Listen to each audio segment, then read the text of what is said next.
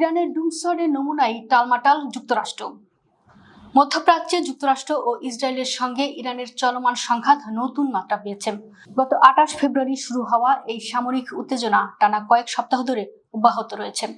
উভয় পক্ষই পাল্টাপাল্টি হামলা চালিয়ে যাচ্ছে, যার ফলে পুরো অঞ্চলে চরম অস্থিরতা বিরাজ করছে।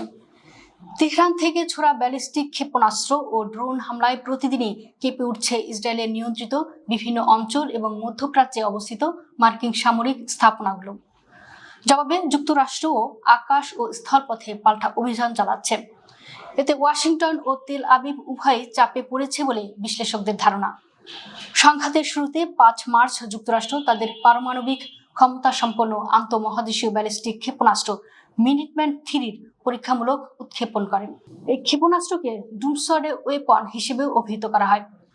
এর আগেই জানুয়ারিতে ডুমসডেতে প্লেন নামে পরিচিত বিশেষ সামরিক উড়োজাহাজের উপস্থিতি নিয়ে ব্যাপক আলোচনা তৈরি হয়েছিল, যা পারমাণবিক যুদ্ধের মধ্যেও আকাশে ভাসমান কমান্ড সেন্টার হিসেবে কাজ করতে সক্ষম।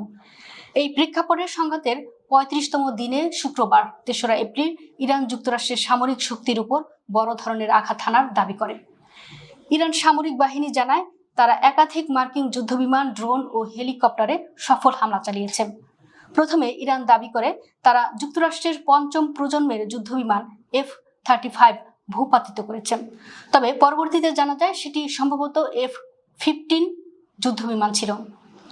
এছাড়া A-10 ওয়ার্থহগ আক্রমণাত্মক যুদ্ধবিমান ভূপাতিত করার দাবি করা হয়, যা মূলত স্থলবাহিনীকে কাছ থেকে সহায়তা দেওয়ার জন্য ব্যবহৃত হয়।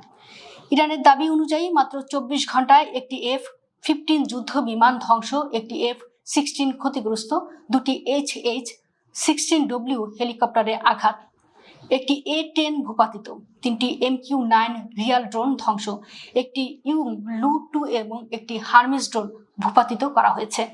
এছাড়া 2টি KC-135 স্টাকো ট্যাঙ্কার বিমান জরুরি সংকেত পাঠিয়েছে বলেও দাবি করা হয়। যদিও এসব দাবির সবকিছু স্বাধীনভাবে যাচাই করা সম্ভব হয়নি। কিছু ঘটনার বিষয়ে মার্কিন সূত্র আংশিক স্বীকৃতি দিয়েছে বলে আন্তর্জাতিক বিভিন্ন গণমাধ্যমে ইঙ্গিত পাওয়া গেছে। এতে বোঝা যাচ্ছে সংঘাতটি ক্রমেই আরো জটিল ও বিপজ্জনক হয়ে উঠছে। বিশ্লেষকদের মতে ইরান এই হামলার মাধ্যমে যুক্তরাষ্ট্রকে একটি শক্ত বার্তা দিয়েছে।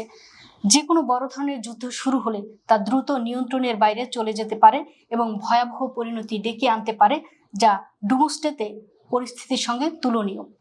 এর আগে 2রা মার্চ ইরানে অভিযানে গিয়ে কুয়েতের আকাশে 3টি মার্কিন F-15 যুদ্ধবিমান বিধ্বস্ত হওয়ার খবর পাওয়া যায়। এছাড়া অতীতেও একদিনে বড় ধরনের ক্ষয়ক্ষতির নজির রয়েছে যুক্তরাষ্ট্রের ইতিহাসে। 2011 সালের 6 আগস্ট আফগানিস্তানে একটি চিনুক হেলিকপ্টার ভূপাতিত হয়ে 31 মার্কিন সেনা নিহত হয়, যা ওই যুদ্ধে একদিনে সর্বোচ্চ প্রাণহানির ঘটনা ছিল। 2005 সালের 26 জানুয়ারি ইরাকে হেলিকপ্টার বিধ্বস্ত ও বিদ্রোহী হামলায় একদিনে 37 মার্কিন সেনা নিহত হন। আর দ্বিতীয় বিশ্বযুদ্ধের সময় 1944 সালের 6 জুন নরম্যান্ডি আক্রমণে একদিনেই প্রায় 2500 মার্কিন সেনা নিহত হয়, যা দেশটির ইতিহাসে সবচেয়ে রক্তক্ষয়ী দিনের একটি হিসেবে বিবেচিত।